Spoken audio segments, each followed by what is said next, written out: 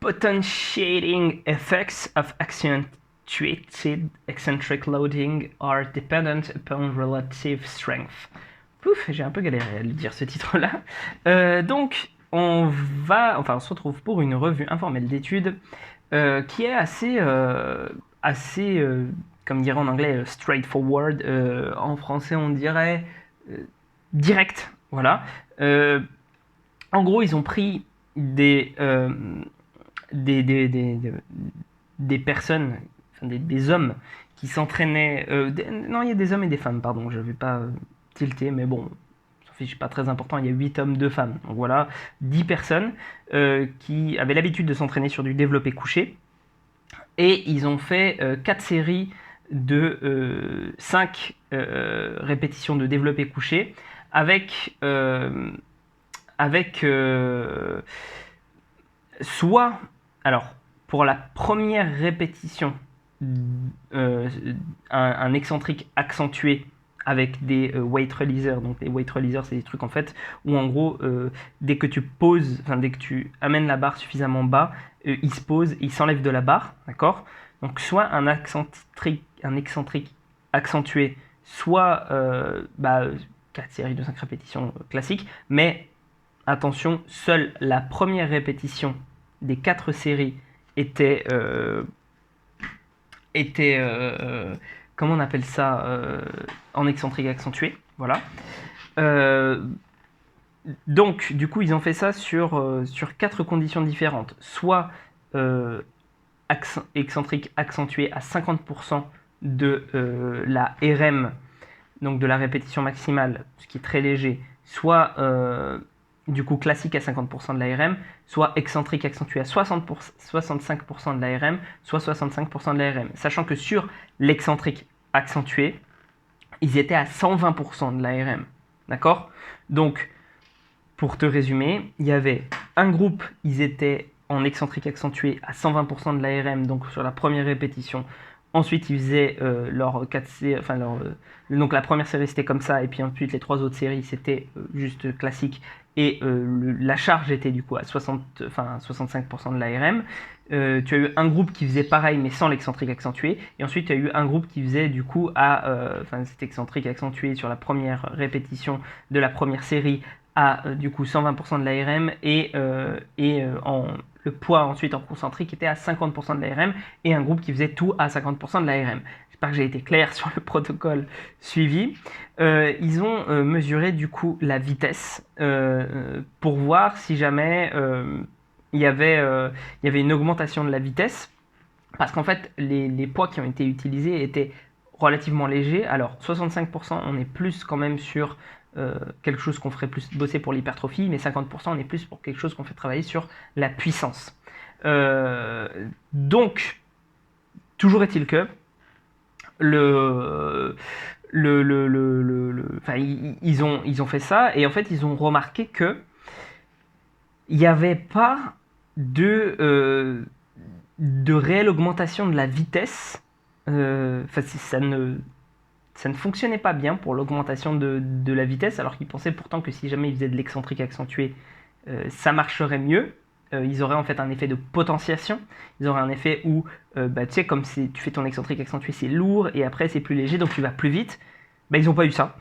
Ils ont eu au contraire des vitesses en concentrique qui globalement étaient plus faibles. Ça veut dire que finalement ça les a trop fatigués.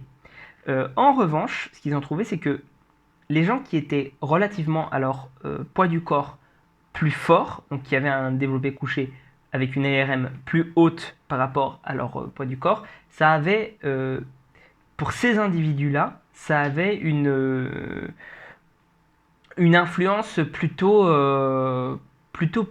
pas positive, mais c'est un peu compliqué parce qu'il n'y a pas les schémas. Là, je l'ai vu, l'étude, on n'a pas vu les schémas, pas vraiment vu je sais même pas si j'ai vraiment les chiffres de façon complète, donc il faut un peu se fier à ce qu'ils disent, mais bon, c'est un préprint, donc c'est déjà cool qu'il l'ait mis en accès, mais ce qu'on sait, c'est que du coup, ça a été moins pire en tout cas, ça c'est sûr, que pour les gens qui étaient moins forts relativement, et en revanche, sur l'excentrique, eh bien, ils étaient plus lents, les gens qui étaient plus forts.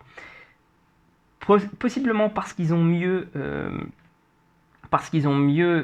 stabilisé la barre, eh ben, ils ont réussi à plus tirer parti de cette façon de faire. Maintenant, il y a plein de choses qui sont assez intéressantes. Ce qu'ils disent en fait dans cette étude-là, ce qui est plus intéressant encore que l'étude, c'est un petit peu tout le résumé qu'ils ont fait de la littérature à côté. Et en fait, ils ont remarqué que l'excentrique accentué, déjà j'avais fait une revue informelle d'études il n'y a pas si longtemps que ça sur l'excentrique accentué, et effectivement on s'est rendu compte que 120% c'était peut-être un petit peu trop haut. Peut-être que l'excentrique accentué est plutôt mieux pour le développé couché, encore une fois, à 105%. Peut-être que et là ce qu'il dit, c'est peut-être que l'excentrique accentué genre à 110, 115%, 120%, c'est peut-être mieux pour le bas du corps, pour les squats, et là ça fonctionnerait mieux théoriquement. Voilà. Ce qu'ils ont dit aussi, c'est que l'excentrique accentué, ça fonctionnait mieux, que dans leur étude, du coup, ça fonctionnait mieux quand tu faisais du développé couché, mais jeté. Donc, tu sais, on appelle ça du bench throw. Et en fait, c'est un peu l'équivalent des pompes claquées. Et peut-être que du coup, ce serait meilleur dans ce genre de cas-là parce que tu n'as pas à retenir le poids, en fait. Voilà. Donc, à bien garder à l'esprit. Ce qu'ils disent aussi par rapport à ça, c'est que... Attends, il faut que je re-relise parce que ça m'est sorti de l'esprit, mince. Il me semble que ce qu'ils disent aussi, c'est que il y aura tout intérêt en fait à l'avenir, oui c'est ça, il y a un truc, ils font un aparté là-dessus, ils disent en fait à l'avenir, il y a tout intérêt à analyser les données des personnes de façon individuelle parce que justement il y avait des gens qui répondaient mieux, des gens qui répondaient moins bien et qu'on peut pas en fait se contenter d'avoir des modèles de... ça c'est le deuxième gros truc de leur papier, on peut pas se contenter d'avoir des modèles globaux parce qu'en fait au global ça fonctionne moins bien, on n'entraîne pas des groupes d'individus en fait. On peut, mais même quand on entraîne des groupes d'individus, on entraîne chaque individu dans le groupe, on n'entraîne pas une masse informe. Et donc, il faut avoir des statistiques qui sont un peu plus précises. Parce que justement, sur les personnes un peu plus fortes, ça a mieux marché cette intervention-là. Ce qu'ils disent aussi, c'est que... il y avait un truc en plus que je voulais absolument dire, mais en parlant, ça m'est sorti de l'esprit. Ah, c'est terrible. Bref, c'est pas très très grave. Si, c'était par rapport au fait que c'est une méthode qui est plus utilisée du coup pour enfin, qui a tendance à... Voilà, le fait d'être... La charge, ça c'est un truc personnel. La charge qui a tendance... Enfin, le fait d'augmenter la surcharge en excentrique, d'accord? C'est un truc qui est souvent fait par les coachs qui veulent augmenter la vitesse de leur athlète. Et on le fait très souvent, et c'est quelque chose qui, qui est très souvent fait dans les équipes, etc., etc. Enfin, quand tu as une préparation physique axée notamment par exemple sur la détente ou les choses comme ça. Et donc, ce que je voulais dire par rapport à ces résultats-là, c'est que comme on sait que ça va changer entre le haut du corps, le bas du corps, etc., etc., peut-être qu'il faut avoir des stratégies. C'est ça qu'il faudrait retenir peut-être pour moi de cette étude-là. Il faut avoir des stratégies différentes pour les différents muscles. Et peut-être que plus ton groupe musculaire va être gros et moins le contrôle moteur va être précis, plus tu pourras faire de l'excentrique accentué, et plus le groupe musculaire va être petit et du coup le contrôle moteur précis, plus tu vas devoir jouer sur une excentrique qui sera beaucoup plus faible en termes d'excentrique accentué et d'être beaucoup plus fin dans ta façon d'aborder les choses.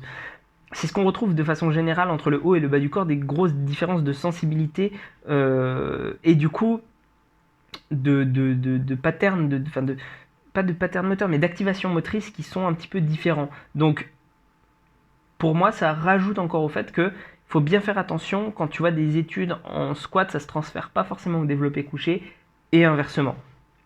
Je pense que sinon, dans l'ensemble, j'ai un peu tout résumé. Si tu es une personne qui a tendance à avoir des hauts niveaux de force relative par rapport à ton poids du corps, teste quand même, tu vois, faire de l'excentrique accentué dans la première répétition avec peut-être un petit peu plus lourd. ce sera peut-être utile pour toi. Ah si, voilà, et la dernière chose que je voulais dire, c'est que, et dont il parle dans l'article, ça voilà, c'est que en gros, une hypothèse qu'ils ont vis-à-vis de ça, c'est que comme le mouvement est lent, on bénéficie pas forcément du réflexe comment dire, du cycle étirement-contraction qui fait la pliométrie.